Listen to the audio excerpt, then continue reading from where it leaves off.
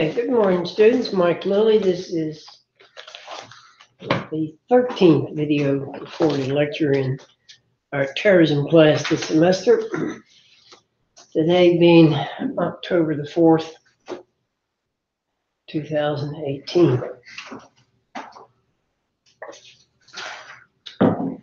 It continues to amaze me how fast time flies, and before we know it, that's right, it'll soon be over. The last lecture basically was spent talking about the early days of the Israeli-Palestinian-Arab conflicts. And so I'm going to simply refer you to that lecture for that material. Again, in your text, it's basically my allergies picking up with my eyes again. It basically picks up on 185, actually 182 to 180, to about 188 or so in your text. So let's follow up more about those conversations, because again, all of these lead up to current events as they are happening in the Middle East today, and the issue again of terrorism as a result of those conversations. First and foremost, I think we kind of ended with the invasion of Israel, invasion of Lebanon by Israel, which is I've commented on as probably one of the greatest military mistakes that Israel ever did. And that particular invasion takes place in 1982. One reason for talking about it is, to be honest, it resulted in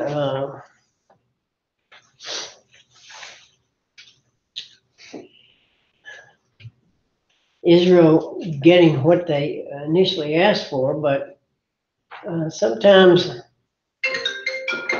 victories end up causing one to lose the war. So,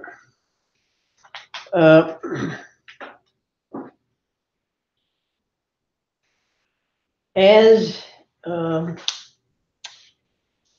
Israel, and this is again from 200 in case you want pages, as Israel invades Lebanon in the midst of the Lebanese civil war, basically to drive out the PLO, who were again launching attacks across the Lebanese Israeli border. Arafat is pinned down in Beirut, and he and many of his soldiers as could flee Lebanon, now going to Tripoli, Libya. In the meantime, the Syrian army is also now occupying eastern Lebanon. And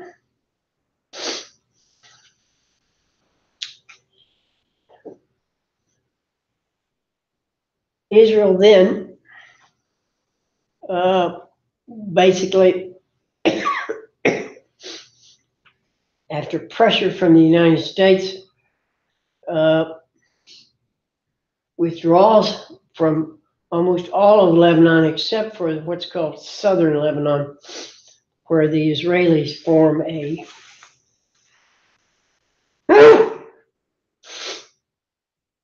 Israeli-backed Christian protectorate In fact, it is armed by Israeli fighters, Israeli armed Christian fighters, the southern, so-called Southern Lebanese Army.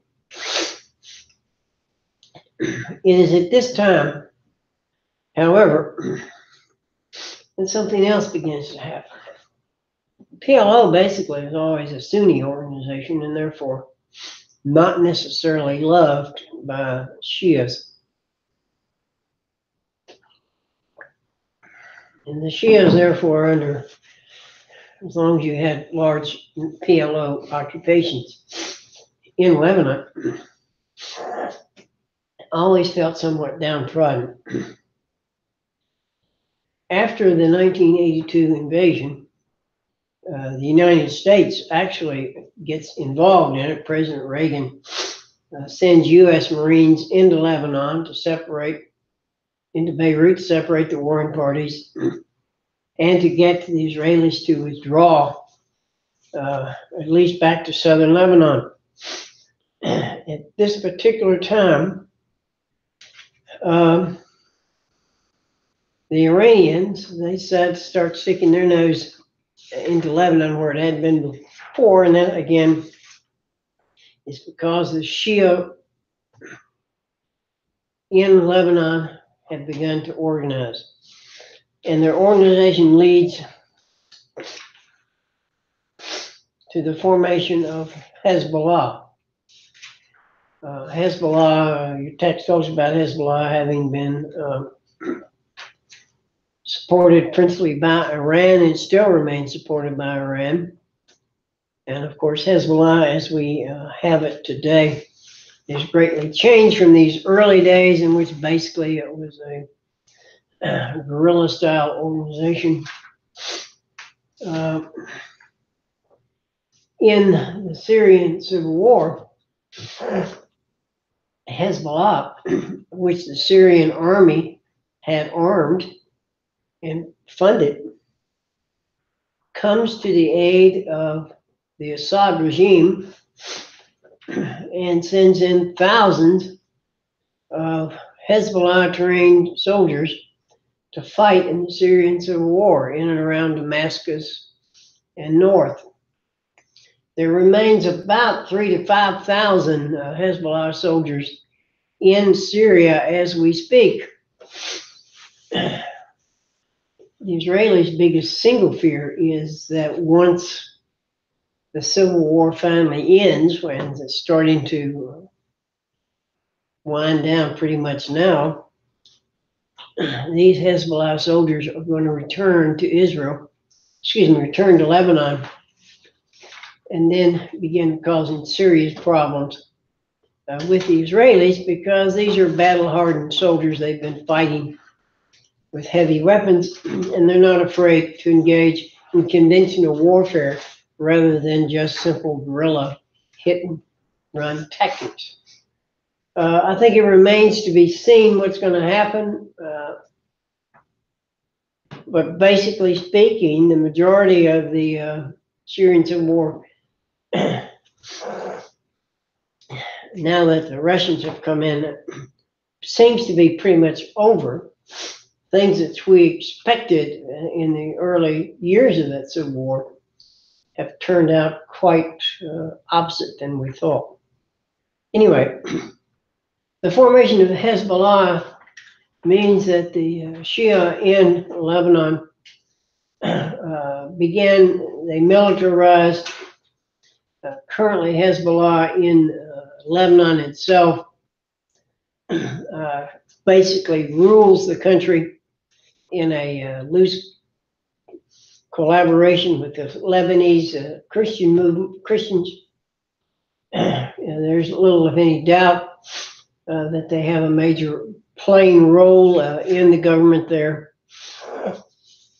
And once again, we don't know what the future is going to hold with Hezbollah, but the days in which it was simply a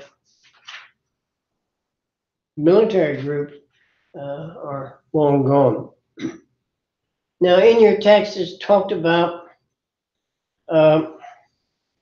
three predominant groups in terrorism and etc.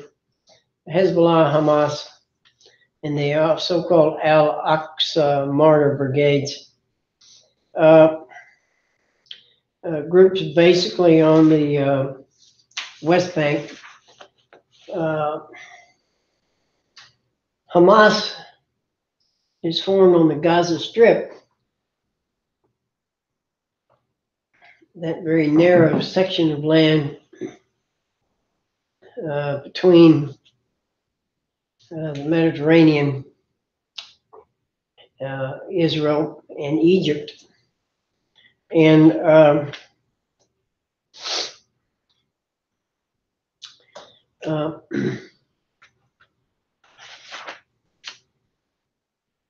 in this major area, Hamas essentially rules. Again, there's a fair amount of discussion about the history of Hamas here on page 202 in your text. And I'll simply refer to that as it exists here. Give you again a better discussion of Hamas, etc. And its early rulers, leaders.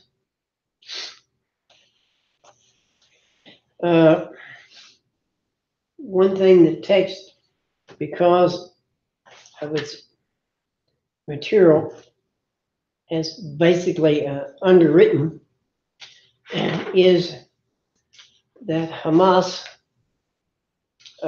comes into play with the Gaza Strip and takes rule. A real discussion, I guess, of Hamas we should look at is page 212, where there is a significant discussion of Hamas and how it operates in its terrorist activities. But Hamas basically, because it is usually geographically been centered in the Gaza Strip area, initially it was a group formed in opposition to the PLO's rule in the Gaza Strip. Hamas basically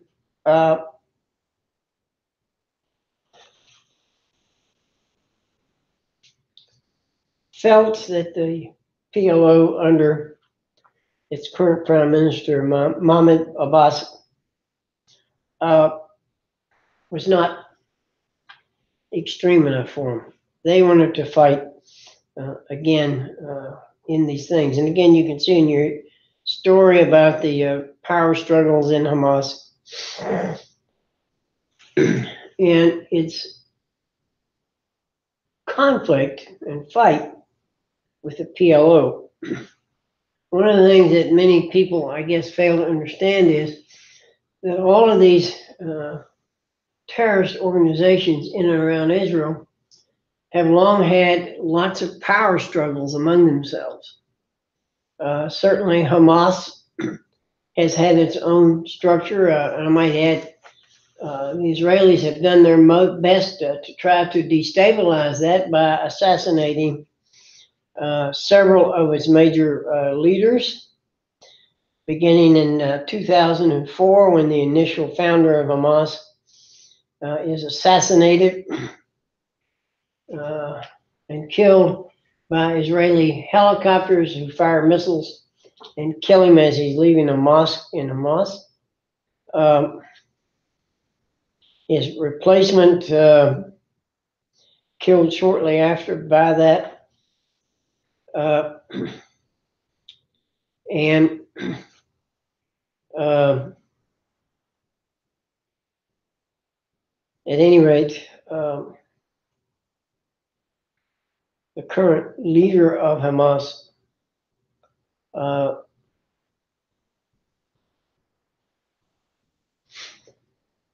is now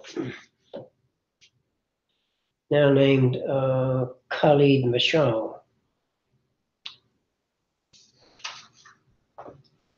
One of the things that Camille Mashal did as a result of Hamas's presence involved again the Gaza Strip.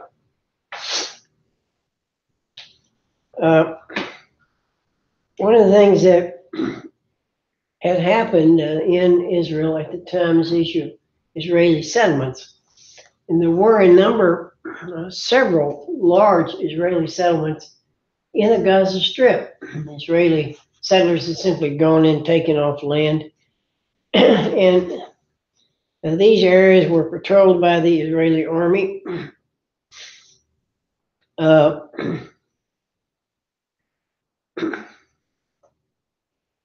And then it is that the Israeli Prime Minister, Sharon, makes a very controversial decision.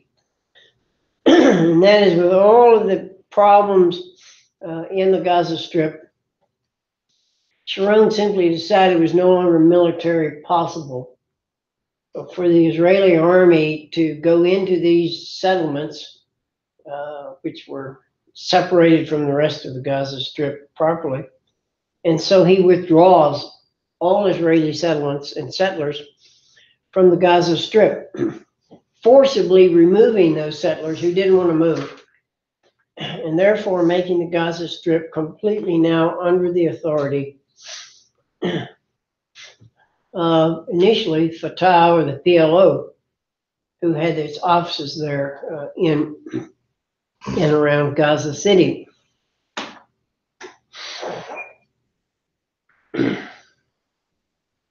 At this particular point at time, things begin to change. And one of the things that begins to change is that Hamas beginning to complain about, again, the corruption in the PLO administration there. Begins a series of coordinated attacks and fights in November of 2006, with the result that by the 15th of June of 2007, Hamas had driven completely all of the PLO forces out of Gaza. And so Gaza is now completely ruled by Hamas. We have had a number of major military occasions and assaults taking place, talked about here on 215,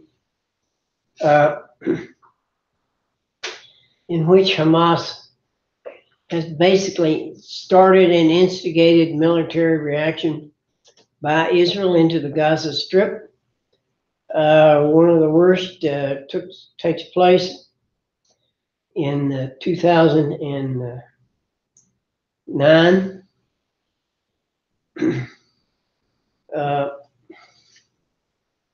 And this was an attempt to stop Hamas from firing into Israel a number of homemade rockets they were making, basically out of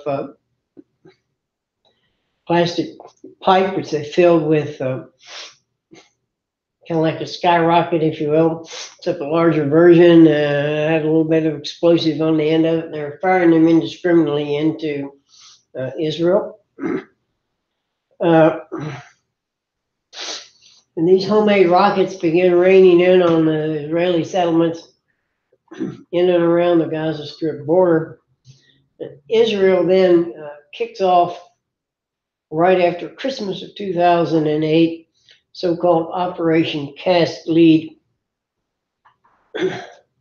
which starts out with aerial bombardment and artillery bombardment of Gaza border, and then a full-scale military ground invasion of the Gaza Strip area for the sole purpose, one, of rooting out Hamas's supply tunnels, which were coming in from Israel, and was the way in which their rockets had protected itself.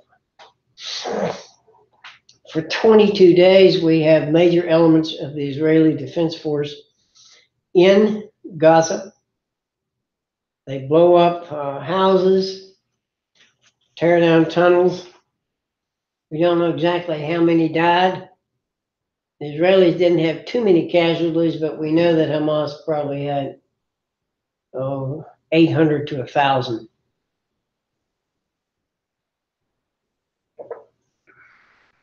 This 2009 invasion of the Gaza Strip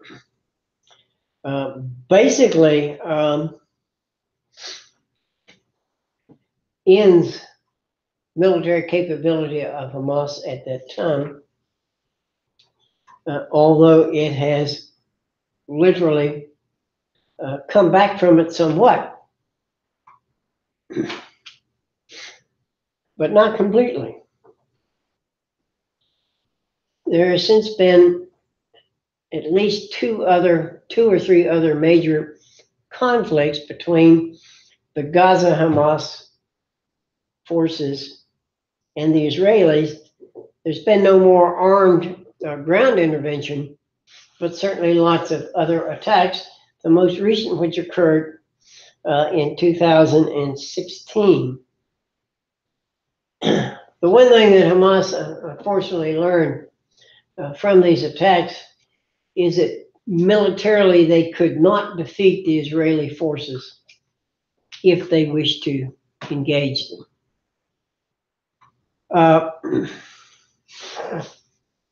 And so as an end result of that, the Hamas forces typically, again, are into rockets. There have been some things this year, this past summer and this year, Hamas has engaged in a brand new tactic, and that is that they're using Gaza civilians in major protest movements on both the Gaza side and the Egyptian side, although the Egyptians are not very fond of it, trying to attack and tear down the Israeli border fences and crossing areas. We've had maybe as many as 1,000 casualties as a result of these large demonstrations in an attempt to open up the border between Egypt and Gaza. Whether or not we'll see how that returns, I don't know. It certainly, however, is continuing to play out as we speak. Every 2 or 3 weeks, it seems, Hamas gets Gaza citizens again, most of them unarmed with rocks and bottles and things, again to attack the fence, try to tear the fence down. So far, at least, Hamas is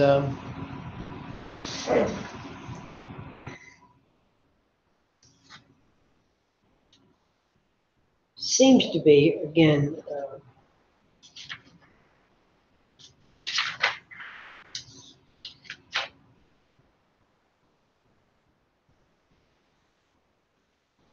no longer attempting major rocket attacks on Israel, because what happens is that Israeli warplanes begin bombing them, and they've gotten pretty good at precision targeting.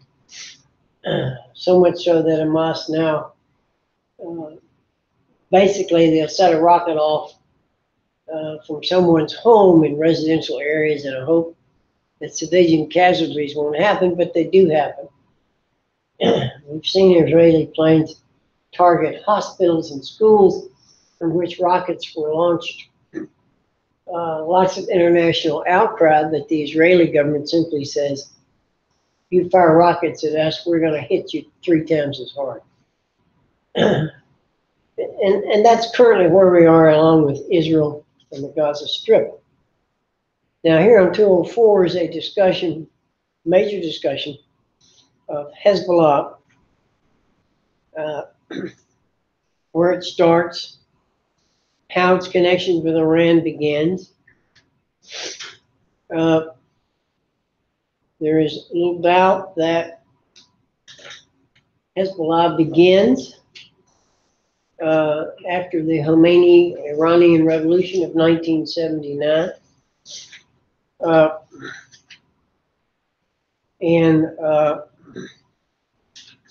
Again, it comes into play with the Israeli comes into being with the Israeli invasion of Lebanon. At which point in time, Ayatollah Khomeini's Revolutionary Guards side up with Shia's forces in southern Lebanon, and the end result is Hamas. Okay? Now, again, Hamas today is a semi-subsidiary of the Iranian Revolutionary Guard because all of its weapons, and it has a lot of weapons, are basically funded and paid for by the government in Tehran. Exactly how much money Hamas has, we don't know. You can again see from the fact that at one time in southern Lebanon, over 1,000 Iranian soldiers were based, again to support Hamas.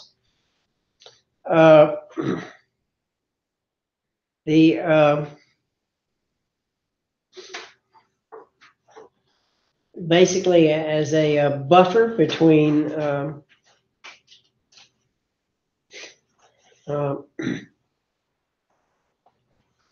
Israel and the Israelis. This is all the way back in 1982. You again can look at it. The so-called Lebanon Bekaa Valley is where again Hezbollah really, I guess, starts. At any rate, things in Lebanon begin to change as Hezbollah becomes a full-scale governmental type organization. It is certainly not what we have. Now, one reason for talking about Hezbollah is that Hezbollah in 1983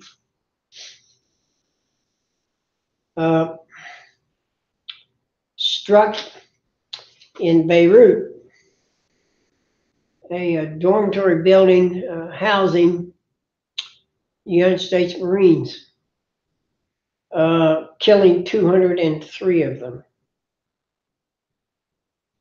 Okay, as a result of a suicide bombing attack on the Marines and also 50 French soldiers. We also now know that this 1983 attack was also partially set up by Osama bin Laden in his early attempts again at striking out at the West. So there is an Al-Qaeda connection to Hezbollah, at least in these early days. There is no real Hezbollah Al-Qaeda connection currently, and that's because, once again, terrorist politics being what they are, Hezbollah is on the side of the Assad government. Al-Qaeda has always been on Al-Qaeda in Iraq and then Al-Qaeda in Syria, and al-Nusra as it's currently called, has always been against the Assad government. Again, Al-Qaeda is a Sunni organization. Hezbollah is a Shia organization, and so therefore, for religious purposes and differences, it certainly is quite a lot different than we have seen in the past. Okay? As a result of the bombing in Beirut,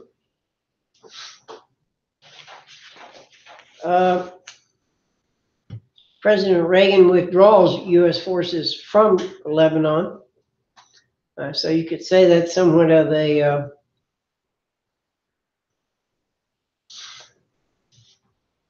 victory for them.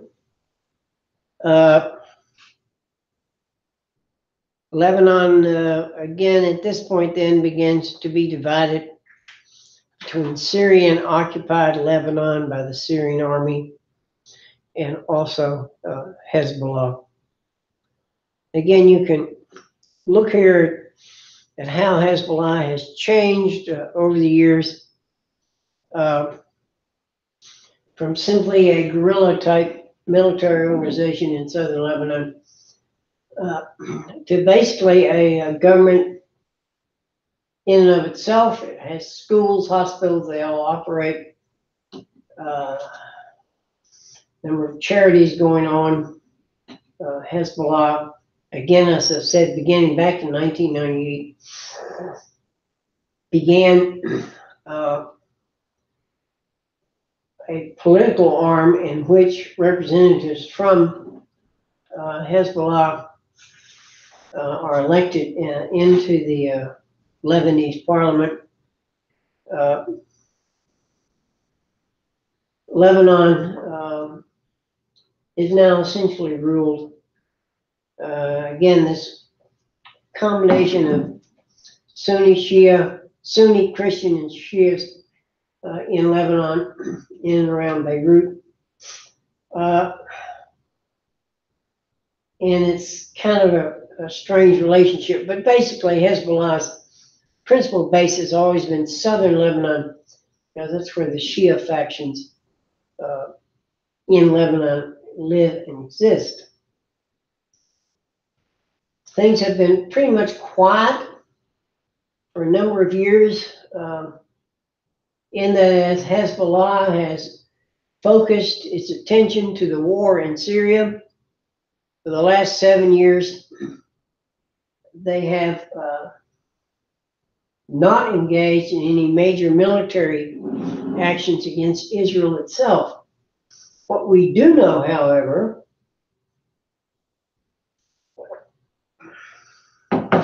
is that during that 7-year time, a significant number of advanced Iranian missiles, rockets, have been moved into southern Lebanon. Some say it may be as high as 14,000. Now, I don't know if that's true or not, but there's certainly a large number of rockets which are in southern Lebanon now, ready to be fired into Israel in the event of some future military action. What's going to happen from that? Again, I don't know. And as I've said, the winding down of the Syrian civil war and the return of these thousands of battle-hardened Hezbollah fighters going back into Lebanon is going to change once more the complexities of the region. Now, just some more final comments about all of this mess so I can get around it. Okay, again, you can look here at,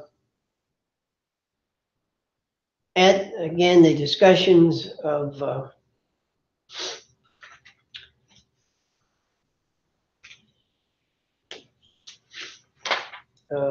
Israel and Hezbollah's conflicts. In particular, the attempt by Israel to launching a major attack in 2006 against Hezbollah in southern Lebanon, in which they discovered that Hezbollah, instead of simply being a small terrorist organization, had already formed itself into a hardened militia, very much capable of fighting and taking it toe-to-toe to the Israeli forces. Okay?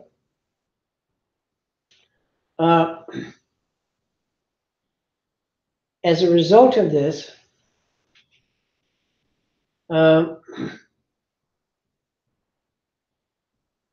Hamas has gained through certain powers, and again, you can look and see where basically Hamas would be. Here we are today. However, here at the very bottom of 2014, excuse me, of 211, is a discussion of current. It's a very simple paragraph, and it simply says, the future of Hezbollah changed with the Syrian civil war. Bashar al-Assad belongs to the Alawite sect of Islam, which is closely related to Shia.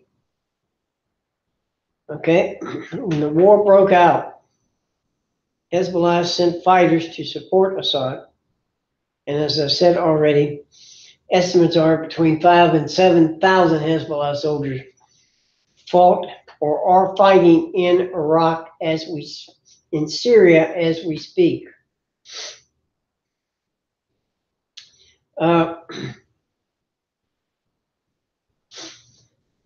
Major problem again is, and again, we have seen Hezbollah fighters, and we don't know how many, by the way, Hezbollah forces are dead in Syria. We certainly know that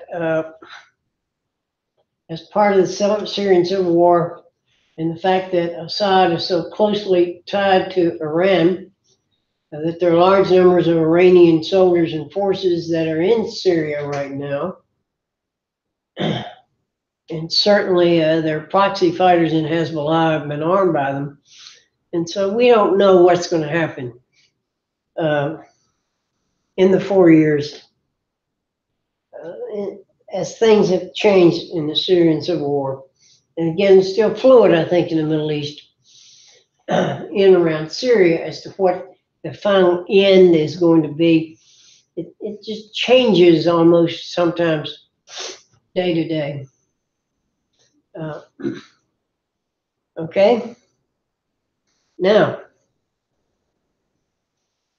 it is that we move on to something else in the Middle East to discuss. Again, maybe you may think too much time on Fatah and all of these things. And certainly there's a lot in your text about Syria and, about Israel and the Gaza Strip and Hamas. But let's just be honest. Israeli tactics in battling, particularly in the Gaza Strip and elsewhere, have not always been,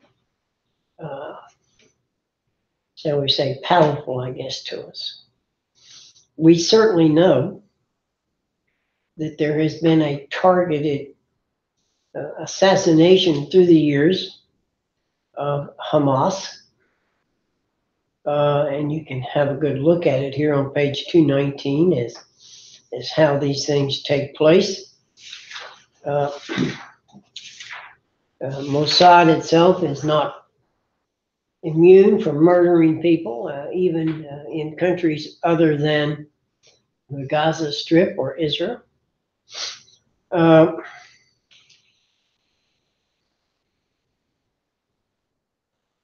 Mossad itself is pretty dangerous, and by the way, there is a secret police force in Israel itself, the Shin Bet, which is principally aimed at diffusing Palestinian movements in and around the West Bank, etc. Okay.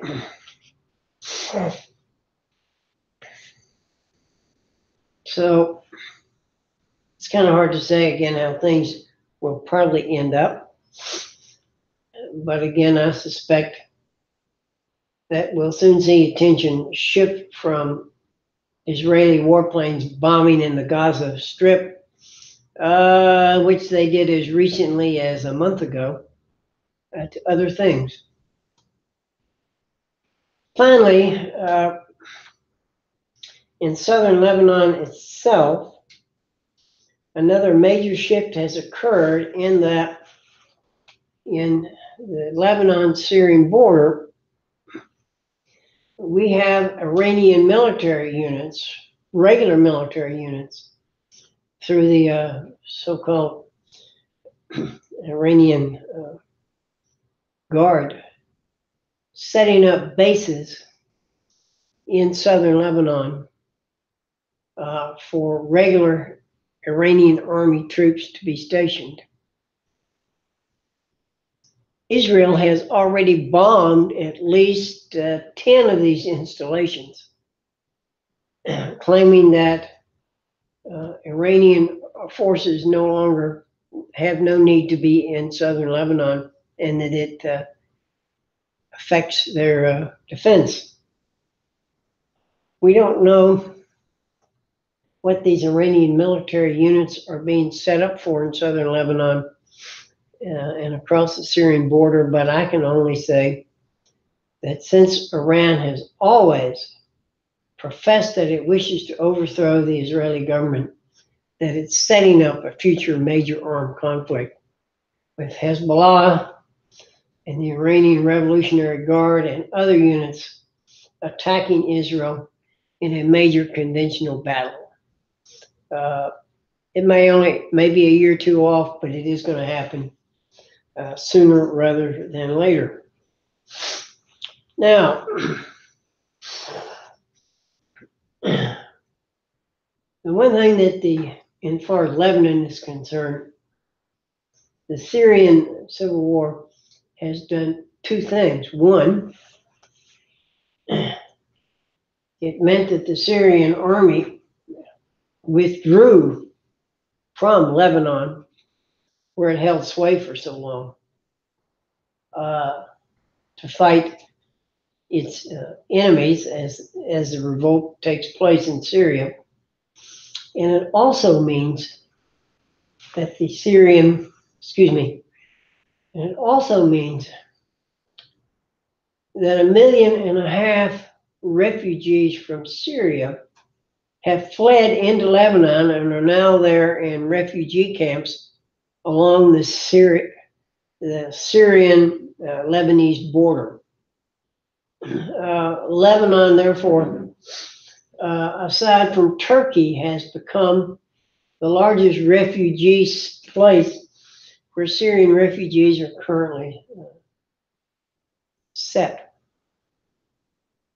That's also, of course, has an effect elsewhere, because right now, thousands of these Syrian refugees barely hanging on there in Lebanon, and I might add that Lebanon is a country which has a lot of different things about it. It's always been one of the financial centers of the Middle East, but Lebanon also is not necessarily a wealthy country, and its ability to keep 1.5 million refugees in tent refugee camps there in eastern Lebanon is somewhat questionable. Where are they going now? Where are these refugees now fleeing to? They're fleeing up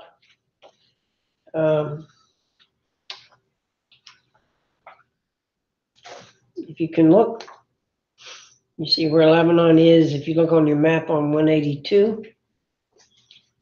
They're now fleeing through Cyprus into Turkey with a basic view of trying to get into Europe. Some have fled over into Libya, particularly after the collapse of the Libyan regime, the Gaddafi regime. But they're there, and what's happening in the refugee camps currently appears to be that a number of these Syrian refugees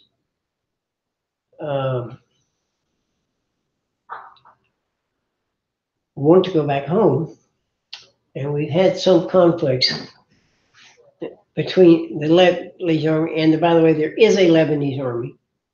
And the Lebanese army, we know, has been in some military actions along the Syrian border with Syrian forces, maybe, I don't think Hezbollah forces, again in attempts by Al-Qaeda operatives to attack this refugee camp. So the end result is that Lebanon itself has changed because it now has this significant Syrian refugee problem in its borders. And that again is affecting how things are going to take place in Syria itself. I don't know. We'll have to wait and see. For the moment, things have seemed to quieten down. Okay. Now, let's switch from Lebanon and Israel and the Palestinian conflicts and all of those things to another place called Iraq. And at this point, we want to talk about the creation of ISIS and how it has taken place and what has happened in 4 years, soon to be going on 5 years, that ISIS has been in existence. ISIS, as far as we know,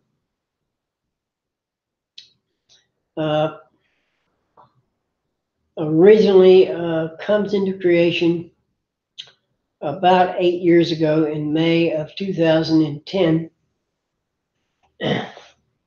when a charismatic leader known as Abu Bakr al-Baghdadi, and I'm not good on your Arabic names, takes over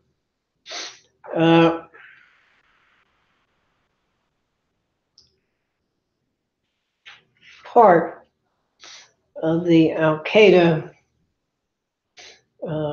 operative movement in Syria.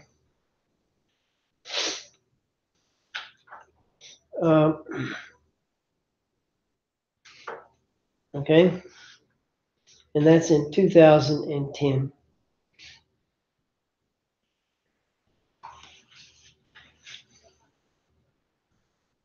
Now,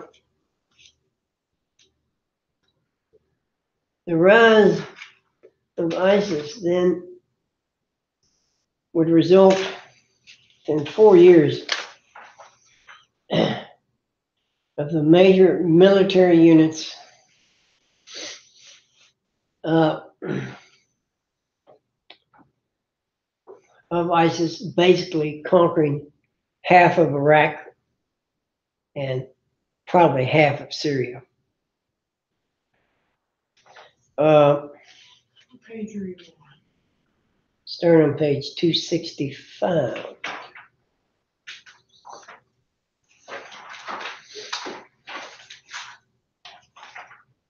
265.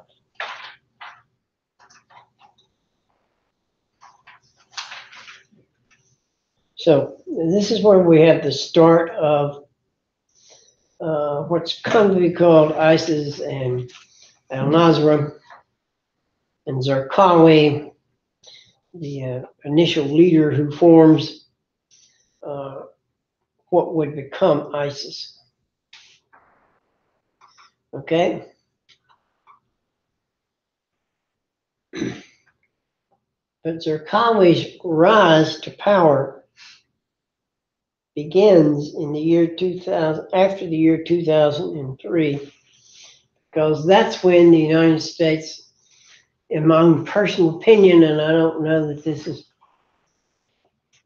universally followed, makes what I think is one of the major military gaffes of the 20th and 21st century, and that is the invasion of Iraq by George W. Bush and the American government, and the overthrow of the Saddam Hussein regime, and the rule by the United States of Iraq for a period of time as if it were a colonial territory. Some people may dispute that, but there's little doubt, I think, the reality that the American occupation in Iraq turned out to be not very popular, although initially, as American soldiers move into Baghdad, topple the Hussein regime, they're cheered on by the Iraqi citizens because of their freedom, because the Hassan regime is over. Now,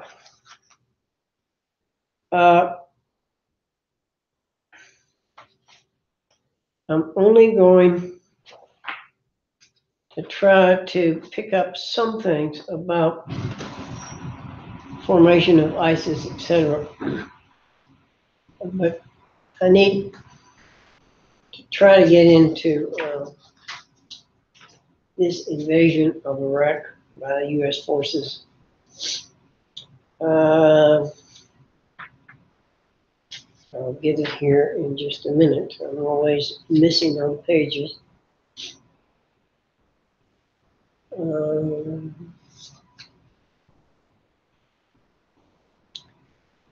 Okay, 258 to...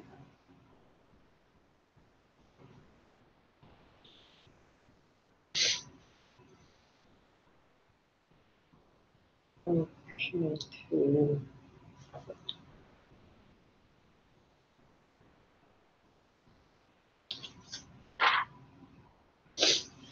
Okay. The U.S.-led invasion of Iraq, and again, there are other forces involved in that invasion,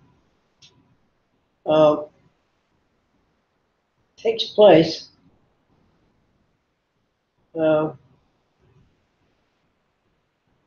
in 2002, 2003, as a result of the belief in the George W. Bush administration that the Hussein government in Iraq has been stockpiling so-called weapons of mass destruction, poison gas, biological weapons, and a false claim that they had an active policy of trying to create a nuclear bomb. I'm honest, that's simply not true. And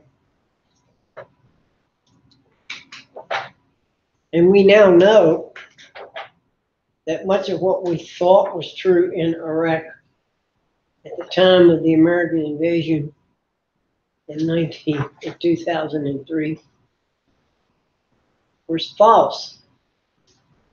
There was some stockpiling of national, of some weapons of mass destruction, but not anywhere what we thought was there. The U.S. Army and military forces would search all of Iraq, but never be able to find those situations. The biggest single problem with the invasion of Iraq, which took place, which was carried out within basically 6 weeks, was that the United States did not have in play what to do after they won the war. At the time, I can still remember us being told that this war would be over in 46 days and the American forces would be, this is Don Rumsfeld, Secretary of Defense, who was one of those who convinced the president to launch these attacks, this invasion, that our troops would be there, we would overthrow the Hussein government, find the evil things, and then retreat. We didn't. Instead, for the next 5 years, 4 to 5 years, we occupied Iraq as a foreign military army. We find ourselves embroiled in basically an uprising by the Iraqi people wanting U.S. troops out, foreign invaders out of their country, and it's understandable. We fought a number of major conflicts in Iraq trying to put down these rebellions. And finally, after the Obama administration, a negotiated withdrawal of American forces takes place in the year 2004. At that time, then, despite a lot of progress which had been made by the U.S. in Iraq at putting down Iranian-based terrorist organization,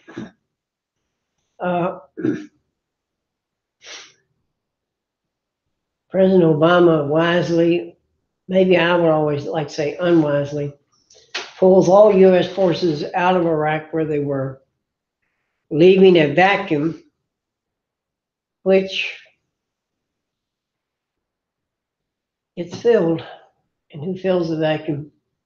The rise of ISIS. Now, the reason we bring up Zarqawi is because Zarqawi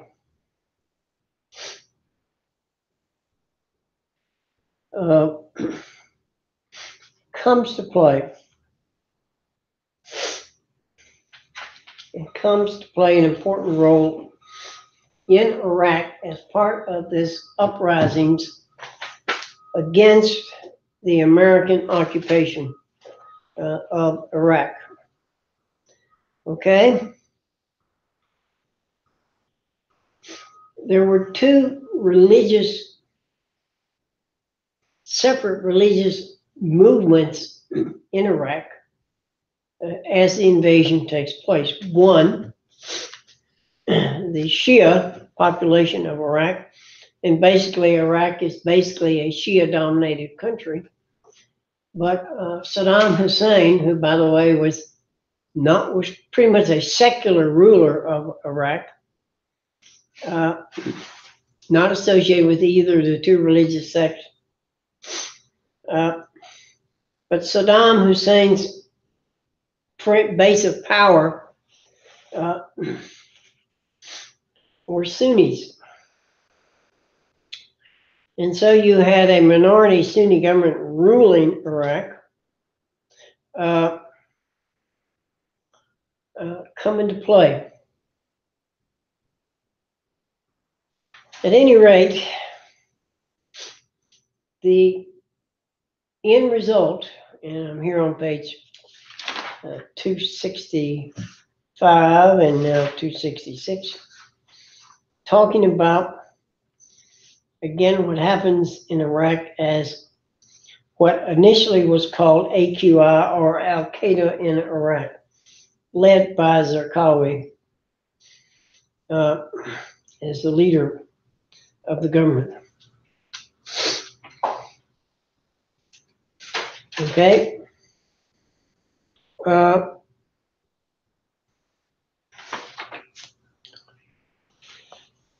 In Iraq, Zarqawi establishes essentially a lone wolf organization, only very briefly, very tenuously, I guess, aligned with Osama bin Laden's Al-Qaeda organization. And that's because whereas bin Laden wants to convert Shias into true Muslims, Zarqawi has a different approach. He didn't want to convert them, Shias. He wants to kill them and kill as many of them as he can. And so the end result is that from the year 2003 to 2006, we have Al-Qaeda in Iraq, or AQI, as talked about in your text on 266. Initially, in essence, instigating this war against Americans, Iraqi Shias, some Sunnis, anybody they could, the basic campaign being to kill as many as possible. In 2007, the campaign being as bloody as it is and the number of assassinations taking place, George W. Bush is convinced by General David Petraeus to launch what's commonly referred to as the surge of 2007. The introduction into Iraq of 30,000 additional American troops who, with the help of Sunni tribal leaders in Anwar province in Iraq, began what was known as the surge and also known as the awakening. And the awakening in this particular instance meant that Iraqi forces for the first time joined with Americans in attacking AQI, which they basically almost completely eliminated. Okay? In 2006, Zarqawi is finally killed when guided missile bombs from Predator drones kill him in a house north of Baghdad. Zarqawi is killed, and at his death,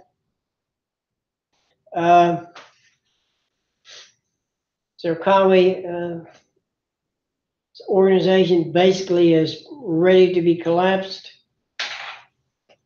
but it is his death that then a new leader of AQI comes into play, and his name is Abu Omar al-Baghdadi. And we'll take up next class period here on 266, talking about the formation of ISIS and how it comes into play as things are in this country today. With that in mind, I close for the day. Again, you all make sure you take a look at these. We will be discussing test results next class period at that time.